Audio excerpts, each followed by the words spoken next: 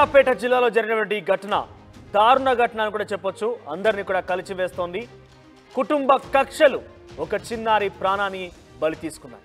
ఏకంగా చిన్నారి గుండె పగిలి చనిపోయేంతలా ఏడ్చి అక్కడికక్కడే కుప్పకూలింది. ఇంతకీ ఏం జరిగిందనంటే సూర్యాపేట జిల్లా డి కొత్తపల్లి మండలం నాగారం మండలం డి కొత్తపల్లి గ్రామంలో ఒక దారుణ ఘటన చోటు చేసుకుంది. గ్రామానికి చెందినటువంటి కడారి సైదులు, కాసం సోమయ్య, నాగయ్య, కాసం లింగయ్య అనే వ్యక్తులకు కాసం సోమయ్య దంపతులకు మధ్య పాత కక్షలున్నాయి. అయితే కాసం సోమయ్య పాత కక్షల నేపథ్యంలో ఈ వ్యక్తులు సైదులు, ఆ తర్వాత సోమయ్య, నాగయ్య, కాసం లింగం వీరంతా కలిసి ఆ కుటుంబం పైన దాడి చేసేందుకు ఇనుప రాడ్లు, కర్రలతో ఆ ఇంటికి వెళ్ళడం జరిగింది. ఇక అప్పటికే అనారోగ్య కారణంగా ఇంట్లో ఉన్నటువంటి తన కూతురు 14 ఏళ్ల కూతురు పావని కూడా ఇంట్లోనే ఉంది. వారంతా ఒక్కసారిగా మూకుమ్మడిగా వచ్చి తమ తల్లిదండ్రులపై విచక్షణ రహితంగా దాడి చేస్తున్నారు. కర్రలతో, రాడ్లతో కొడుతున్నారు. ఈ నేపథ్యంలో వారి కాళ్లపై పడిపోయి ఈ చిన్నారి పావని తన తల్లిదండ్రులపైన దాడి చేయకండి, దయచేసి వదిలేయండి అంటూ కూడా వాళ్ళ కాళ్ళ అయ్యేలా పట్టుకొని బ్రతిమాలింది. చాలా కన్నీరు మున్నీరుగా విలపించింది. అక్కడ ఒక రకంగా చెప్పాలంటే వారు దాడి చేస్తున్నప్పుడు వారిని కొట్టొద్దు అంటూ వారికి అడ్డంగా వెళుతూ వారి కాళ్ళపై పడుకొని చాలా ఘోరంగా బతిలాడుకుంది.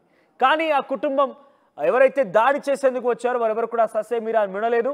ఈ నేపథ్యంలో కన్నీరు మున్నీరుగా విలపించి దాడి చేయకండి అంటూ అరుపులు, కేకలు వేసి దీంతో ఆ చిన్నారి పావని 14 ఏళ్ల చిన్నారి గుండె పగిలి చనిపోయింది.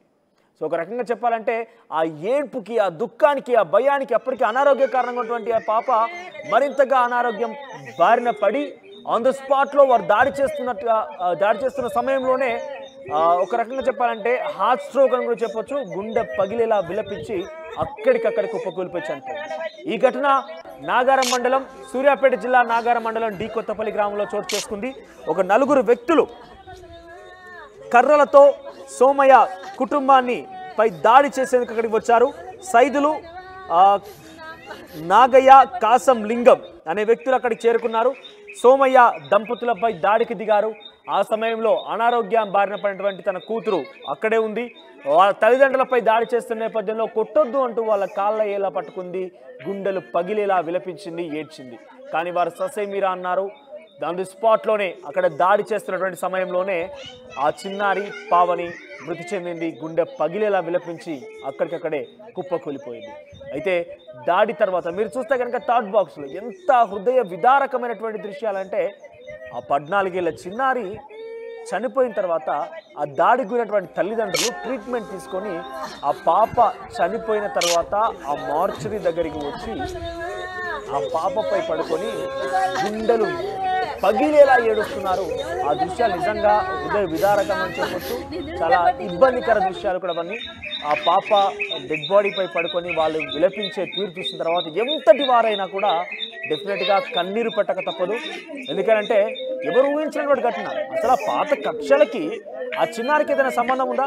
ఆ పాత కక్షల కారణంగా కర్రలు, ఇనుపరాళ్లతో వచ్చి ఆ కుటుంబంపై దాడి చేయడం ఒక ఎత్తు అయితే, ఆ చిన్నారి అంతగా విలపించి కాళ్ళు పట్టుకొని బ్రతిమిలాడినా కూడా వచ్చినటువంటి ఆ వ్యక్తులు కనీసం కనికరించాలి అంటే ఎంత దుర్మార్గులు అర్థం గమనించాలి ఇక్కడ. ఎందుకంటే ఒక పాప మరణానికి కారణమయ్యారు. ఆ కక్ష ఒక చిన్నారి ముక్కుపచ్చలారిన చిన్నారి మరణానికి కారణమైందనంటే ఎంతటి హృదయ విదారకం. ఒకసారి ఆ పాప సంబంధించిన బంధువులు, అమ్మమ్మ ఈ ఘటన తర్వాత మాట్లాడుతున్నారు. ఏం మాట్లాడారు?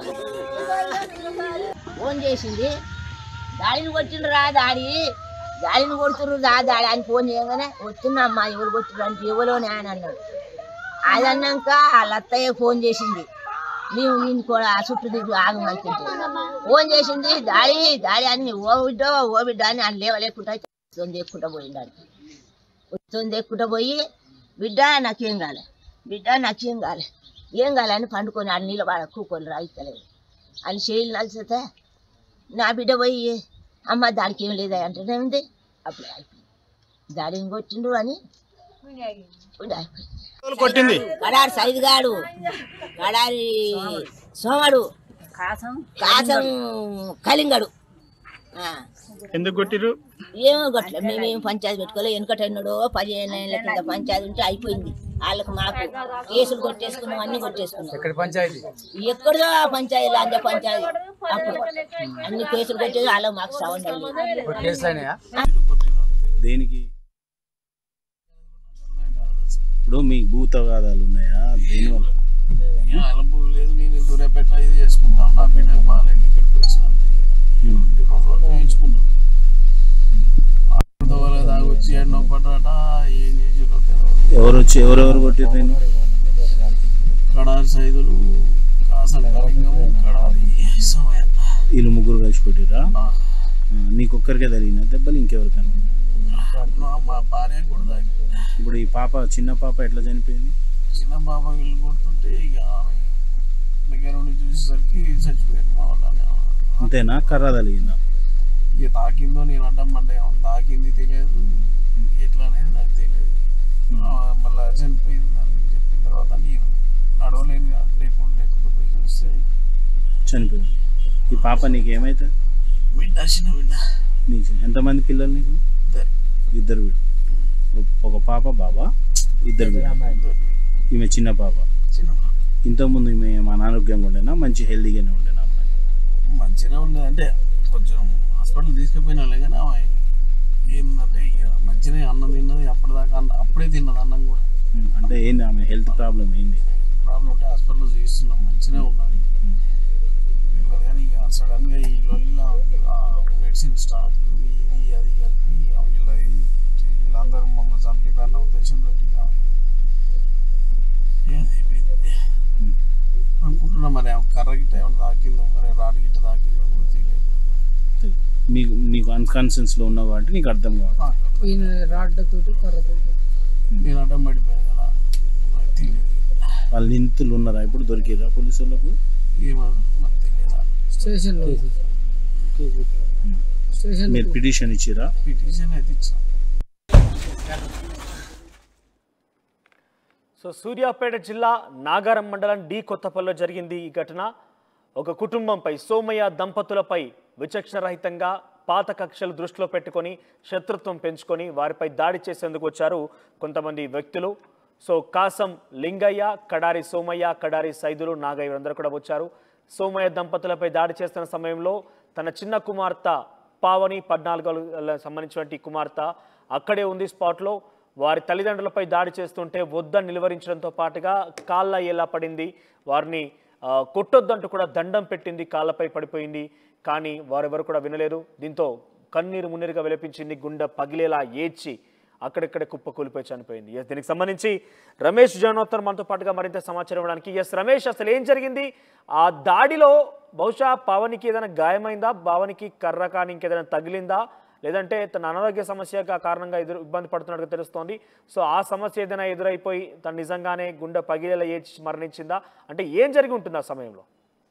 పాపకు కొంచెం ఆరోగ్యం కూడా సరిగా లేదు. అదే సమయంలో కూడా తల్లిదండ్రులపై జరుగుతున్నటువంటి దాడిని ఒక్కసారిగా తట్టుకోలేకనే మృతి చెందిందని కూడా తెలుస్తుందని చెప్పవచ్చు. మొత్తం తల్లిదండ్రులంతా కూడా కన్నీరు మున్నీరు అవుతున్నారు. నిజంగా ఇది విషాదకరమైన ఘటన అని చెప్పవచ్చు. ఎందుకంటే ఆ తల్లిదండ్రుల ముందరనే పాప అనేది ఈ విధంగా చనిపోవడం అనేది మొత్తం కూడా తల్లిదండ్రులు గుండెలు పగిలేలా ఏడుస్తున్నటువంటి పరిస్థితి కనిపిస్తుంది. గత కొంతకాలంగా ఈ గ్రామంలో ఏదైతే ఉందో డి కొత్తపల్లి, నాగారం మండలం డి కొత్తపల్లిలో వీరికి అదేవిధంగా పక్క అదే గ్రామంలో ఉన్నటువంటి వారి బంధువులకి గత కొంతకాలంగా కూడా ఆ భూ తగాదాలు కూడా కొనసాగుతున్నాయి. ఆ తగాదాల నేపథ్యంలోనే వీళ్ళు ఆ ఊరి విడిచిపెట్టి కూడా సూర్యాపేటలో మెకానిక్ పని చేసుకుంటూ కూడా ఆ సోమయ్య వెళ్ళడం జరిగింది. ఆ తర్వాత కూతురు ఆరోగ్యం బాలేకపోతే మళ్ళీ అక్కడ మెకానిక్ వృత్తి బంద్ చేసి మళ్ళీ ఆ గ్రామంలోకి వచ్చి గత కొంతకాలంగా గ్రామంలోనే నివాసం ఉంటున్నటువంటి పరిస్థితి కనిపిస్తుంది. అయితే గతంలో జరిగినటువంటి ఆ పాత కక్షలు, భూ తగాదాలని దృష్టిలో ఉంచుకొని నిన్న సాయంత్రం సమయంలో సోమయ్య ఇంట్లో ఉండగానే సోమయ్యపై ఎవరైతే ఉన్నారో ఈ సైదులు, సోమయ్య, ఆ కళింగ ముగ్గురు వ్యక్తులు కూడా ఒక్కసారిగా కర్రలు, రాడ్లతో కూడా వచ్చి దాడి చేయడం జరిగింది. అతి దారుణంగా కూడా కొడుతున్నటువంటి క్రమంలోనే పావని ఏదైతే 14 సంవత్సరాల కూతురు పావని ఉందో పావని అడ్డుగా వెళ్ళింది. అయితే కొట్టొద్దని కూడా వేడుకున్నటువంటి ఘటన కూడా చేసుకుంది. కానీ తన కళ్ళ ముందే తల్లిదండ్రులను ఈ విధంగా కొడుతుండడంతో కర్రలు రాడ్లతో కూడా దాడి చేస్తుండడంతో ఒక్కసారిగా ఆ పాప కూడా స్పృహ తప్పి అక్కడే పడిపోయింది. వెంటనే కూడా మృతి చెందినట్లు కూడా తెలుస్తుంది. అయితే మొత్తం పోలీసులు కూడా వీరిని అదుపులోకి తీసుకున్నారు. ప్రస్తుతం ఎవరైతే ఉన్నారో ఈ కడారి సోములు, అదేవిధంగా కడారి సైదులు, కళింగం ముగ్గురు వ్యక్తులు దాడి చేసినటువంటి ముగ్గురు వ్యక్తులు కూడా ప్రస్తుతం పోలీసుల అదుపులో ఉన్నారు. దీనిపై కొద్దిసేపు క్రితమే ఆ బీఆర్ఎస్ వర్కింగ్ ప్రెసిడెంట్ కేటీఆర్ కూడా ట్వీట్ చేయడం జరిగింది. ఎందుకంటే ఆ కూతురు ఈ విధంగా తండ్రిని కొట్టబోతుంటే అడ్డుగా కుటుంబంపై నలుగురు వచ్చి మూకుమ్మడిగా దాడి చేసి కర్రలతో రాడ్లతో ఇంత విచక్షణరహితంగా తమ పిల్లలు చూస్తుండగానే దాడి చేసేటువంటి ఆ కక్ష ఏముంది? అంటే గతంలో ఎప్పుడైనా ఇద్దరి మధ్య పరస్పరంగా ఎదురవడం కానీ దాడి చేయడం జరిగిందా? అసలు ఏం కక్ష ఉంది వారిద్దరి మధ్య? గతంలో ఆ భూములు ఏదైతే ఇద్దరు ఉన్నారో వాళ్ళంతా కూడా ఆ పక్క భూములు ఉన్నటువంటి అది చాలా చిన్న సమస్య అని చెప్పవచ్చు. ఆ సమస్య కూడా తీరింది. గతంలోనే ఆ పంచాయతీ కూడా పెద్దల సమక్షంలో కుదుర్చుకున్నారు. అంతా కూడా అప్పటి నుంచి కూడా గొడవలు లేవు. కానీ ఒక్కసారిగా ఆ ఇంట్లో ఉండే సమయంలో పాత గొడవలు వేరైతే వీరు దాడి చేసిన వారు ఉన్నారో వారు పూర్తిగా మద్యం మత్తులో ఉన్నట్లు కూడా తెలుస్తుంది. వారంతా కూడా మద్యం సేవించి గతంలో జరిగినటువంటి గొడవల్ని దృష్టిలో పెట్టుకొని సోమయ్య ఇంట్లో ఉండగా ఈ విధంగా ఒక్కసారిగా రాడ్లతో అదేవిధంగా కర్రలతో వచ్చి కూడా దాడి చేయడం జరిగింది. పెద్ద ఎలాంటి వీరి ఇద్దరి మధ్య కూడా గతంలో పెద్ద కక్షలు కాదు, చిన్నపాటి తగాదాలే, భూ సమస్యలే, గెట్టు పంచాయతీలే ఉన్నాయి. అవి కూడా పెద్ద మనుషుల సమక్షంలో కూడా గతంలో సర్ది చెప్పడం జరిగింది.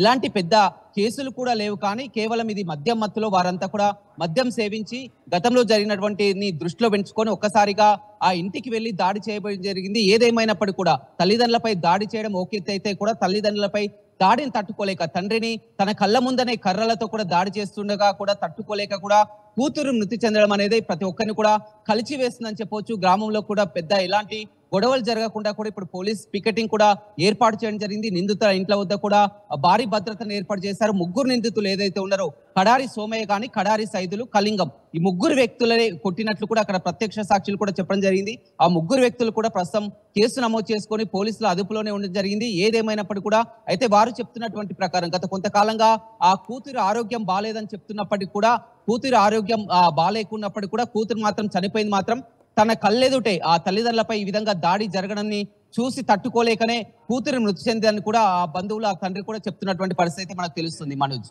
రమేష్, అంటే అక్కడ దాడిలో ఆ పాపపై ఏదైనా గాయమైందా? ఆ గాయాలు ఏమైనా ఉన్నాయా? ఎందుకంటే కర్రలతో విచక్షణరహితంగా దాడి చేస్తున్న టైంలో తమ తల్లిదండ్రులని కొట్టొద్దన్నట్టుగా ఆ కూతురు అంటే పావని అక్కడ కన్నీరు ముందుగా విలపించింది. వారిని కాళ్ళ ఏళ్ళ పట్టుకొని బతిమలాంటిగా తెలుస్తోంది. సో ఆ సందర్భంలో మిస్టేక్లో కానీ నిజం కావాలని కానీ దాడి చేసే ప్రయత్నం చేస్తారా? మధ్యమత్తులో ఉన్నారు కాబట్టి పవన్కి మాత్రం ఎలాంటి గాయం కాలేదు. కానీ ఒక్కసారిగా తండ్రిపై జరుగుతున్నటువంటి దాడిని తట్టుకోలేక షాక్ గురి కావడం జరిగింది. ఆమెకు గతంలో ఆరోగ్యం సరిగా లేకపోవడం ఒక ఎత్తు అయితే ఒక్కసారిగా తండ్రిపై జరుగుతున్నటువంటి దాడికి షాక్ గురి కావడం, అరుపులు, కేకలు, భయభ్రాంతులకు గురవు కూడా ఒక్కసారిగా ఆ గుండె ఆగిపోయినటువంటి పరిస్థితి కూడా అయిందని తెలుస్తుంది. ఎలాంటి ఆ పాపపై ఎలాంటి కర్రలతో దాడి కానీ కర్ర తగిలిన అలాంటి సిచ్యువేషన్స్ ఏమి అక్కడ కలగలేదు. కానీ కేవలం ఒక్కసారిగా జరుగుతున్నటువంటి దాడిని చూసి భయభ్రాంతులకు గురయ్యే ఈ విధంగా ఆ స్పృహ తప్పి పడిపోయి ఒక్కసారిగా చనిపోయినట్టు తెలిసింది. పాప ఆరోగ్యం కూడా గత కొంతకాలంగా బాగులేదు, ట్రీట్మెంట్ కూడా చేసుకుంటుంది. అదే క్రమంలో ఒక్కసారిగా తండ్రిపై దాడి జరగడం చూసి తట్టుకోలేక కూడా అరుపులు, కేకలు, ఆ తల్లిదండ్రులను చంపేస్తున్నారు, తన కళ్ళెదుటే తల్లిదండ్రులను చంపేస్తున్నారు, దాడి చేస్తున్నారు, కాపాడండి అంటూ కూడా వారిని అంతా కూడా అరుపులు, కేకలతో కూడా ఒక్కసారిగా షాక్ గురయ్యే పాప చనిపోయినట్లు తెలుస్తుంది. మనోజ్, రైట్. ప్రస్తుతం పోలీసులు ఏ రకంగా విచారణ చేపడుతున్నారు? దాడి చేసిన వారు పోలీసుల అదుపులో ఉన్నారా? వారు ఎటువంటి సమాచారం చెప్తున్నారు?